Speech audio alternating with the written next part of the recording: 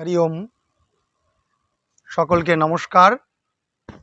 আজকে আমরা আছি আমাদের যে গীতা পাঠ ক্লাস সেখানের অষ্টম পর্বে। আমাদের চলছে প্রথম অধ্যায় অর্জুন বিষাদ যোগঃ। অর্জুন বিষাদ যোগ, অর্জুনের বিষাদ হয়েছে এই নিয়েই এই যোগ। এবং আমরা ওই পর্যন্তই যে অর্জুন বিষাদগ্রস্ত হয়ে কী বললেন, আমরা এই পর্যন্তই গতদিন যে 7 নম্বর পর্ব সেই পর্যন্ত সেখানে আমরা পাঠ করেছি। না কি ছিল সেই শ্লোক, সেখানে অর্জুন কি বলছে তার আগে এখন একটু বলে রাখি, আমরা এখন যে জায়গাটাতে আছি এটা হচ্ছে ঠাকুর শ্রী রামকৃষ্ণ দেবের স্মৃতি বিজড়িত পুণ্যপুকুর হালদার পুকুর। আমরা সেই হালদার পুকুরে এখন আছি, এখানেই এখন আমি আজকে গীতা পাঠের এই ভিডিওটি করছি। তো যাই হোক, অর্জুন 28 নম্বর শ্লোকে কি বলছে, অর্জুন উবাচ কৃপয়া পরয়াবিষ্ট বিষিদন্নিদমব্রবীৎ দৃष्ट्वेनं स्वजनं কৃষ্ণ যুৎসুম সমুপস্থিতম। না, শ্রীকৃষ্ণ যে যুদ্ধক্ষেত্রে উভয় কৌরব এবং পাণ্ডব পক্ষের যারা যুযুৎসু ব্যক্তি, যারা যুদ্ধ করতে এসছে, সকলকে দেখে কৃপা পরবশ হয়ে অত্যন্ত বিষাদের স্বরে, এই অর্জুন বিষাদ যোগে অত্যন্ত বিষণ্ণতার সুরে হতাশগ্রস্ত হয়ে তিনি কি বললেন, তিনি যেটা বললেন সেটাই আজকে আমাদের মূল আলোচ্য বিষয়।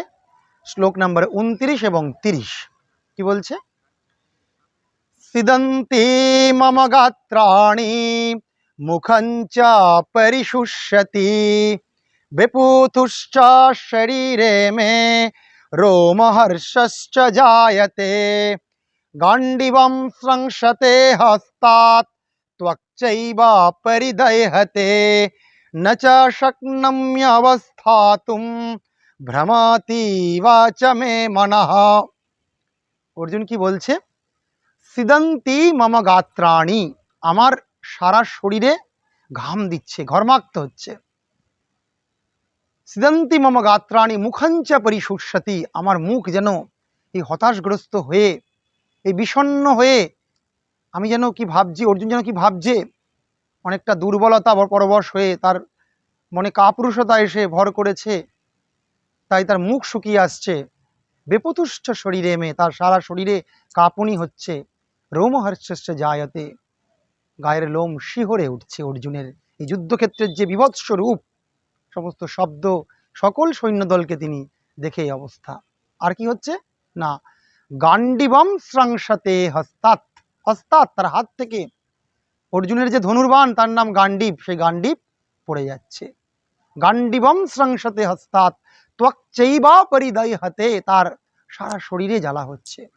যেমন আমাদের হয় অত্যন্ত দুঃখ কষ্ট হলে, আমরা যখন হতাশগ্রস্ত হয়ে পড়ি, বিষাদগ্রস্ত হয়ে পড়ি, তখন আমার সারা শরীরে জ্বালা হয়। এটা টেনশন থেকে হয়, নার্ভাসনেস থেকে হয়, অ্যাংজাইটি থেকে হয়, উত্তেজনা থেকে হয়।